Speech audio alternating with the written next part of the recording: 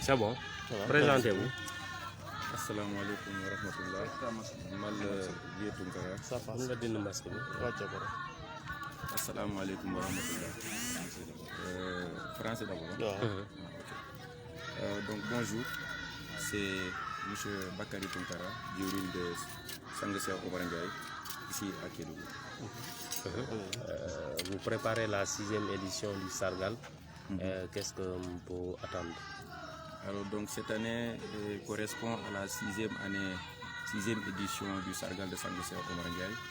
Alors le mot Sargal d'abord veut dire en tout cas une grande reconnaissance à notre vénéré Cheikh Sangassé Omar Ndiaye qui nous a fait sortir des ténèbres et nous a fait entrer dans la lumière, ce qui est extrêmement difficile, comme l'a prescrit le Coran. Alif Lam Ra Zalikal Kitab, Alif Lam Ra Kitabu Anzalnahu Ilayka Litundirijan Nas Minal Zulumati Ilal Nur. Donc Alif Lam Ra, ce qui vient de Dieu, passe par Jibril et descendu sur lui, Sangassé Omar Ndiaye. Kitabu Anzalnahu Ilayka, c'est un livre qui est descendu sur lui. Pourquoi? Par la permission de Dieu, il fait sortir des hommes dans les ténèbres pour les faire entrer dans la lumière. C'est exactement Sangassé Omar Ndiaye nous a fait, car Dieu lui-même a dit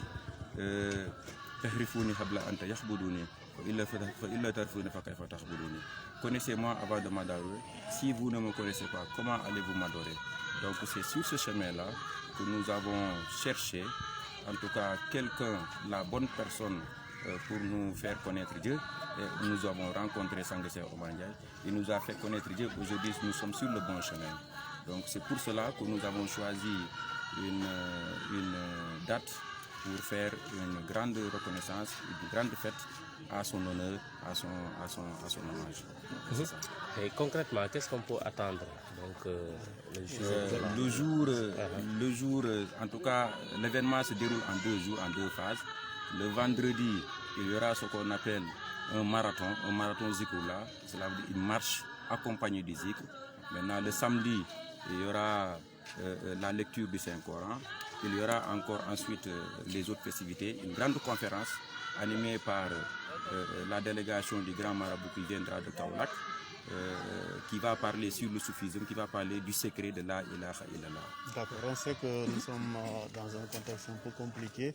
C'est vrai, les événements religieux, même ailleurs, on respecte les barrières, les mesures barrières. On peut s'attendre à ce que ce jour-là, les mêmes barrières, mesures soient respectées. Alors, nous sommes dans un contexte un peu particulier, car nous sommes frappés par la pandémie de la Covid-19. Alors, donc, mais cette pandémie-là aussi, c'est un virus qui vient de Dieu. Donc, Dieu lui-même a dit Wama khalaqtul jinni wal insi illa liya'budun. Wama khalaqtul jinni, Dieu nous a créés, nous, les personnes et les djinns, uniquement pour que nous l'adorions. Alors, donc, moi je pense que le virus est en train de faire son travail. Nous aussi, de notre côté, nous devons faire notre travail par rapport à la religion, par rapport à Dieu. Donc c'est pour cela, ce virus-là ne nous doit pas priver d'adorer Dieu. C'est pour cela qu'on continue à prier Dieu pour qu'il nous sauve, pour qu'il nous épargne des méfaits de cette pandémie-là et qu'il nous épargne complètement la pandémie ici au Sénégal et dans le monde entier. Donc nous tenons aussi à respecter toutes les barrières, toutes les mesures prescrites, recommandées par les services sanitaires, ça en respectant les masques, le lavage des mains, la distanciation sociale. Mais c'est tellement important de faire ces événements religieux, car seule la prière peut épargner les gens de cela. Alors donc, nous ngi leen di sant bu baax di leen gërëm. Ren mooy 6e édition wu sargal Sangassé Omar Ndiaye. Sangassé Omar Ndiaye ku ko wax Cheikh Moussa Cissé ndax disciple Cheikh Moussa Cissé la. Kon Sangassé Omar Ndiaye mooy ki nga xamante ne moo ñu jàpp génnee ñu ci lëndëm dugal ñu ci leer. Ren nag ñu yëg loolu moom moo ñu xamal suñu borom ba tey ji ñu mun koo jaamu. Kon ñu yëg loolu organiser ko benn fête bu mag muy sargal ngir delloo ko njukkal ngir sant ko gërëm ko ci lum ñu defal loolu nag ren moo coïncidé ak 6e édition bi loolu ren loolu mooy nag jotu bi.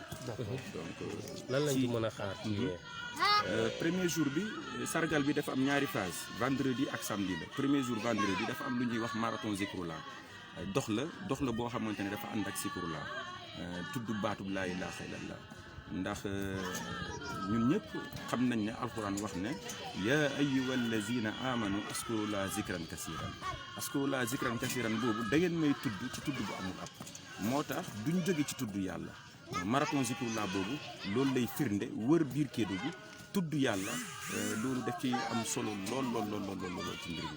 deuxième jour bi dafa am wàccee kaamil ak conférence bu mag boo xam ne 19h lay départ conférence bu mag conférence boo xam ne dafay waxtaan ci secret wu laa ilaaha illallah dafay waxtaan lan la góor yàlla yoroon di jëlee ko yonent yàlla noo ba yonent yàlla Muhammad bu wàcc Serigne Touba góor yàlla bu fi mës a jaar lan la yoroon ci xam-xam loolu conférence bi ci loolu lay waxtaane mooy secret laa ilaaha illallah ak soufisme donc loolu la. d'accord gis nañ ne ren moom at bi dafa xaw a particulière benn mbas boo xam ne ndogal yàlla la waaye tamit ñun nit ñi yàlla may nañu xam-xam wala xel boo xam ne war nañu def leneen ba pare ñu ñaan est-ce que mun nañu xaarandi comme ni ngeen yàgg a def ci mesures yooyu.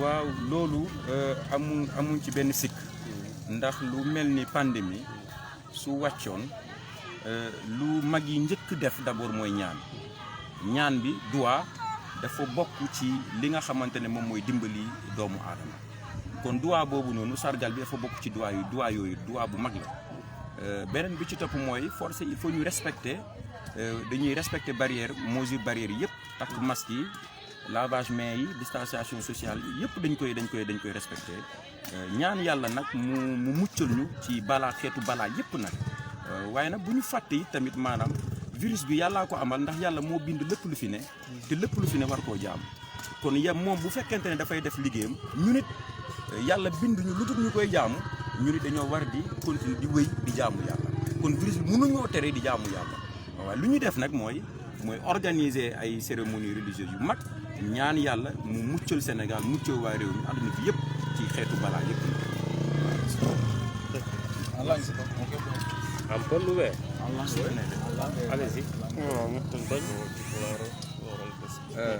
alhamdulillah on jarama mbiɗen yettude on photo noon ko arɗon ɗo kon donc hikka woni 6e édition sargal Sanga Cheikh Omar Ndiaye sargal Sanga Cheikh Omar Ndiaye nag mo haali Sanga Cheikh Omar Ndiaye haalay Cheikh Moussa Cissé ñamde ko nda konko ko taalibe Cheikh Moussa Cissé Sanga Cheikh Omar Ndiaye nag hikka sa yi meɗen waɗandemo sargal hande miɗo andi jaahalay yimɓe du fi honno mere waɗandemo sargal mais Sanga Cheikh Omar Ndiaye ni ko alquran haalirno alif lam ra kitabu anzalnahu ilayka li tujrija nnasa min zulumati ila nur sang kanko nangata yimɓe ɓe yaltinaɓe e niɓɓitere naadaɓe e laaɓal kanko nangi men holli men Allah andini men Allah ha hikka ha joni men e waymo rewde fi ngal welo mo waɗani men fi koko yaltini men e niɓɓitere naadi men e laaɓal ko ɗum waɗi mais organisé mo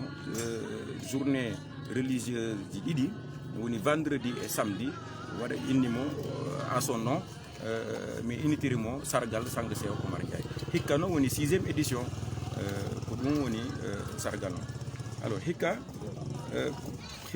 ɗuma o no hawi jahasade seeɗa ɓayno fof no andi no waɗi nawnare mawde wonde ɗo woni covid 19 o rewa e Allah enen kadi e foti rewde Allah donc coronavirus wata en haɗude rewde Allah ko honno noon wawɗen wadde en juula e janguen wonno jour ko ɗum sahi min organisé nden ñalande ɗon juula jangga haala inde Allah mawƴano fi ñaago nawnare nden immono en ɗo Sénégal immo e nder leydi ndi fof ko fi ɗum noon premier jour on noon vendredi no woodi ko wonnete marathon Zikrullah ko yiilagol hara no haalde la ilaha illallah no haalde inde Allah deuxiéme jour o mais wonay no woodi cippingol kamil après no woodi conférence mawɗo waɗeteɗo kadi conférence on ko sur islam secret la ilaha illallah et soufisme Malenke. Malenke.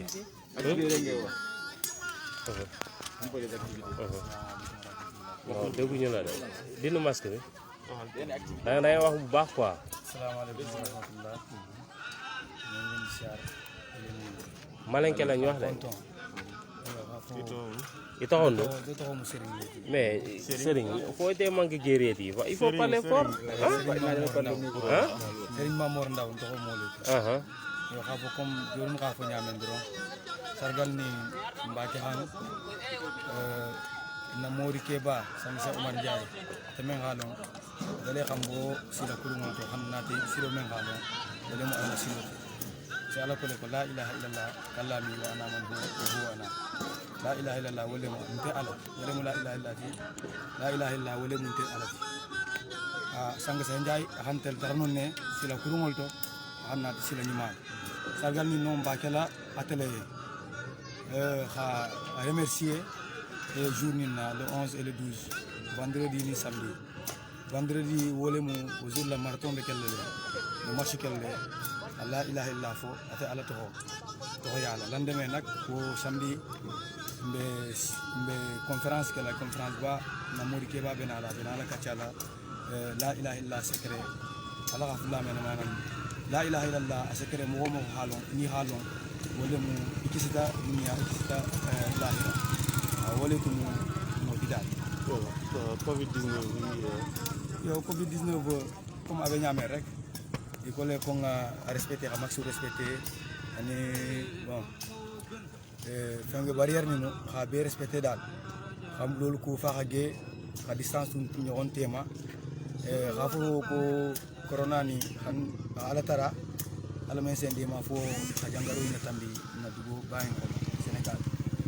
afu fanan coronavirus to nyale mu jangaro le men xalon ngar kurumba mais ate Allahu taala tele ka jangaro ina jigi afu kon tel fanan be ala batula jangaro fanan ni ada ala le batula way je fen ni jang abi ala le batu kon coronavirus même balino xa ala batu way ala axana jile jang wa ma khalaqtul jinna wal insa illa liya'budun ma hadama dingo ni jinno la jigi du xulo xa fuy xam ma pour nga ci ala batu comme coronavirus a même balino xa ala batu way nak keba lo xam même fo dal bengoy nga be respecter maximum ani distance ni bon wole mu quoi corona ni sa wole fana ko quoi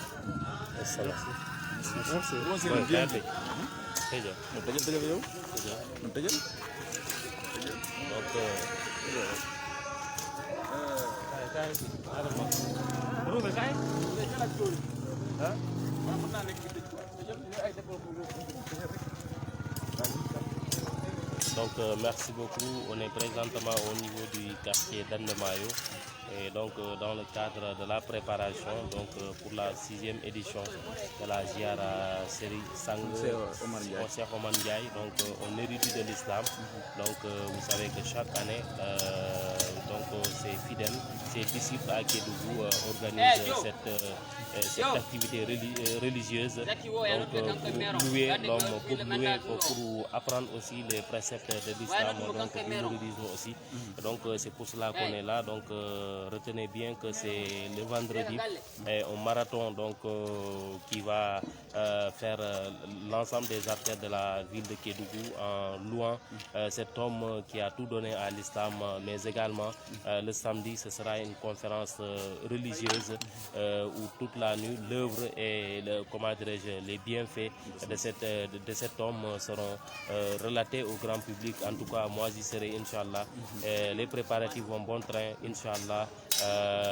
C'est comme ça. Abdoulaye Baro nous invite toute la population de Kédougou à la 6e édition du miraculeux Sang Cheikh Omar Ndiaye ici au quartier d'Andemayo. Nous disons vendredi prochain et samedi toute la nuit jusqu'au dimanche matin. Merci Abdoulaye Baro. Merci.